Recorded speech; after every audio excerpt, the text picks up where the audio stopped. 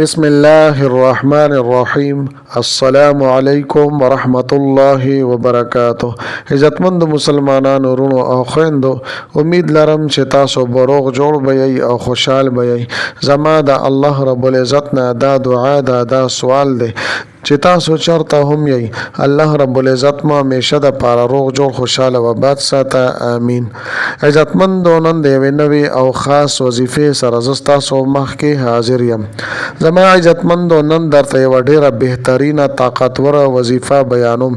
صرف د 3 منټو وظیفه ده، د 3 منټو عمل دی، خو لیکن زما عزتمندو داسې طاقتور عمل دی چې دې په برکت سره به د ستاسو ټول مسایل الله جل شانه ختم کی، د ستاسو حاجتونه به پوره کی، او داسې مشکل دی چې هغه نه ختمیږي. نو دا وظیفه وکئ، الله جل شانه به د ستاسو دغه مشکل ختم کی، او د داسې ځای نه به د ستاسو حاجتونه پوره کی چې د ستاسو په تصور کې، په وهم او ګمان کې به هم نه راځي چې الله جل شانه زما د حاجت د کوم طرف نه پوره کړل. نو زما عزتمندو، مکمل توجه او دھیان سره تاسو د وظیفه د الله جل شانه په ذات باندې کامل یقین سره وکئ. ان شاء الله تعالی ډیر خیر کثیر به درته میلاو شي. زما عزتمندو، د ویډیو شروع کېدو نه مخکې تاسو ټولو ناظرینو سامعینو په خدمت کې دا درخواست دی چې تاسو اسې هم ویډیو ګورئ. په اول ځل باندې مو زما د دې چینل وزټ کړی وي او دا چینل مو لا تر اوسه پورې سبسکرایب کړی نه وي، نو برای مهرباني دا چینل سبسکرایب کړئ. سبسکرایب سره خوا کې د ټلې ولا نشان دی، دا تاسو کلیک کړئ او سلیکټ علی کړئ، د دې لپاره چې د هر راتلونکي ویډیو نوټیفیکیشن تاسو ته ملاويږي. ځکه چې زما عزتمندو، په دې چینل کې زه تاسو ته هر قسم مستند وظایف راوړم. هغه مستند وظایف چې مال خپل استادانو د هغې اجازت را کړی دی. د دې نه علاوه زما عزتمندو، زما د حوصله افزایی دپاره ویډیو ضرور لایک کړئ او لاندې کمنټ کې تاسو ماشاءالله، سبحان الله، جزاک الله یا د دې په شانتې نور ښکلي الفاظ تاسو منشن کوئ، ولیکئ، دې دپاره چې مال حوصله افزایی ملاویږي او نور ډېر ښکلي وظایف زه تاسو ته په دې چینل کې راوړم. زما عزتمندو، که چېرې تاسو د دې خاص آیات کریمه د خاص وظیفه کول غواړئ د خپلو خاص حاجتونو دپاره، نو ویډیو اخره پورې وګورئ او سکپ کوئ یې مه چې تاسو مکمل ترتیب او طریقې کار باندې پوه شئ. زما عزتمندو، دا نننۍ وظیفه د هغه رونو او خویندو دپاره ده چې د هغوی یو حاجت دی، یو جایز کار دی، خو هغه د هغوی د وس نه بهر دی او دوی هغه پوره کول غواړي، حالانکه دوی ته خپل حاجت خپل مقصد ناممکنه په نظر باندې راځي. نو زما عزتمندو، یو کار به زمونږ د پاره ناممکنه وي، د الله جل شانه د پاره هر یو کار ممکنه دی. د دې دپاره تاسو دا خاص وظیفه ډیر په اهتمام سره وکئ. زما عزتمندو، ډیر اثر کوونکې مجربه وظیفه ده. یا زما عزتمندو، یو مشکل وي، پریشانی وي، څه تکلیف وي، یا یو بیماری کې تاسو مبتلا او دا زما عزتمندو د انسان د وس نه بهر وي، ځکه چې انسان ډیر زیات کمزور دی. لہذا محترمو، د هغه رونو دپاره او د هغې خویندو دپاره چې د هغوی په رشته کې رکاوټ وي، بندش وي، نو د هغوی دپاره دا یو عظیم الشان عمل او وظیفه ده. ان شاء الله تعالی د دې اثر کوونکې وظیفې په برکت سره به د ستاسو رشته زر تر زره وشي، او چې چرته هم تاسو غواړئ هغه بهترین ځای کې به الله جل شانه تاسو ته رشته در نصیب کی چې تاسو به ټول عمر په هغې باندې خوشحاله یئ، او بهترین ځای کې به الله جل شانه تاسو ته رشته ملو کی، په شرط دې چې د دې شاته د ستاسو څه جایز مقاصد وي او چاته د نقصان رسولو اراده نه وي. نو زما عزتمندو، د دې دپاره تاسو دا وظیفه وکئ. زما عزتمندو، د وظیفې مکمل ترتیب او طریقې کار زه تاسو ته بیانوم. طریقې دا ده زما عزتمندو چې څه ټایم هم تاسو کول غواړئ نو دا وظیفه دا عمل کولی شئ. د ټولو نه مخکې به زما عزتمندو صحیح طریقې سره تاسو اودس چردام وکئ او بیا به 2 رکعاته نفل تاسو خو خشوع وضو سره عاجزۍ سره وکئ او د زړه په حاضرۍ سره د الله جل شانه په مخ کې ودرېږئ.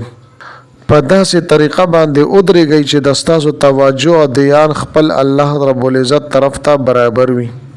چې زه د الله جل شانه مخ کې ولاړ یم نو زما عزتمندو انتهایی توجه سره به تاسو 2 رکعات نفل وکئ. کله چې مو سلام وګرځولو نو زما عزتمندو په خپل ځای باندې به تاسو کښېنئ. که چېرې دغه ځای کې تاسو سره څوک خبرې اترې کوي نو بیا به داسې یو ځای ته لاړ شئ چې هلته ستاسو توجه دیان برابر وي او تاسو سره څوک خبرو کولو والا نه وي. یعنی انتهایی توجه سره عجزۍ سره به تاسو خشوع وضو سره به اول 2 رکعات نفل وکئ او بیا به دا وظیفه په دې طریقه باندې وکئ.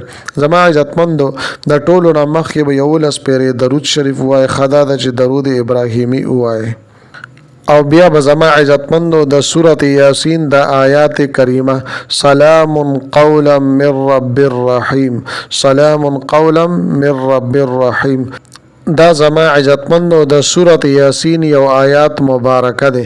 زما عزتمندو دا خبره یاد ساتئ چې سورة یاسین د ټول قرآن پاک د پاره د زړه حیثیت لري او بیا د سورة یاسین د پاره دا آیات کریمه د زړه حیثیت لري. دا ډیر عظیم الشان آیات کریمه ده. د مؤمنانو د پاره پدې کې د الله جل شانه له طرف نه د سلام आवाज ده. یعنی په دې آیات کریمه کې د الله جل شانه له طرف نه په خپل بندګانو باندې د سلام ذکر دی. نو زما عزتمندو تاسو سوچ وکئ چې الله جل شانه په دې آیات مبارکه کې به څومره اثرات او کمالات اچول وي. زما عزتمندو خوش نصیبه دی، خوش قسمت دی هغه کس چې الله جل شانه له طرف نه په هغه باندې سلام راشي.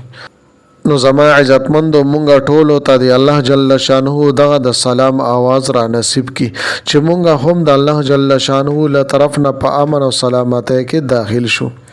لہذا زما عزتمندو بغیر خبرو اترو نه کولو نه بغیر بتاسو دا آیات کریمه سلام قولا من رب الرحیم دا به 1700 مرتبه ول سو پیری تاسو وای. کله چې زما عزتمندو دا 1100 پیری وي نو بیا به اخره کې 11 پیری درود شریف وای او بیا ورپسې د الله جل شانو حمد و ثنا بیان کړي.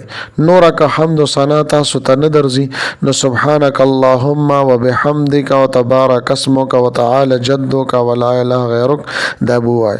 بیا به زما عزتمندو د دعا د پر الله سپورته کوي. دعا به وغواړي چې یا الله تعالی دا 2 رکعات نفل دا ذکر اذکار ما خاص د ستاد رضا د پر وکړو. یا الله تعالی زما دا ورکوټ شان حاجت ته، زما دا ورکوټ شان ضرورت او مقصد دے، خواہش دے یا درشته حواله سره زما وړه مسله ده. اے کریم رب زما د عبادت په خپل دربار عالیه کې قبول او منظور وګرځوي. یا الله تعالی زما د حاجتونه پوره کې، ما په خپل مقاصدو کې کامیاب کې، زما د پریشانی مصائب او تکالیف ختم کې. یا فلانی ځای کې یا الله زما رشتہ هغه وکي. یا د دین علاوه زما عزتمندو د رشته د پر دعا کوي چې یا الله تعالی ما ته بهترین ځای کې رشتہ را نصیب کې. زما عزتمندو ان شاء الله تعالی دا داسې آیات کریمه ده چې الله جل شانه به د دې په ذریعه سره تاسو د دعا قبول او ګرځي. نو بیا به تاسو د دې په دعا باندې ورنګ ګرځي او ټول عمر به تاسو په خپل کار باندې خوشاله یي. زما عزتمند امید لرم چې دا ویډیو د وظیفه مډه زیاته خوښ شي وي. که ویډیو مو خوښ شي وي ویډیو لایک کړئ، چینل سبسکرایب کړئ. ملاویږم متاو سره بل ویډیو کې بل وظیفه سره. تر هغه وخت پورې مال اجازه راکړئ. د لوی الله په امان.